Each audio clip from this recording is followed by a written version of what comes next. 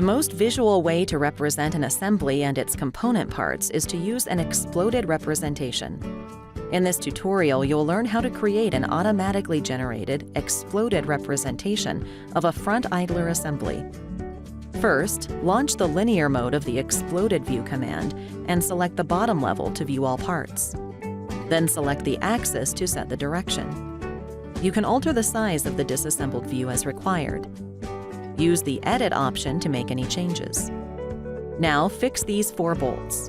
The algorithm did not automatically move these bolts because it detected that it would cause a collision. You can manually add a new step for this. Next, move these 2 pins. Again, save it as a new step.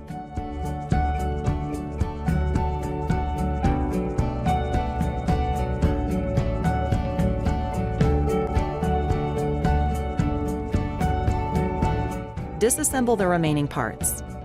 Select them using the Window selection box and call up the Explode Move command. Set the wheel as the base part. The base part will remain stationary.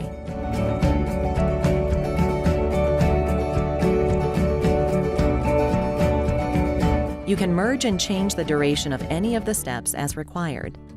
You can now animate, save, and record the disassembly sequence.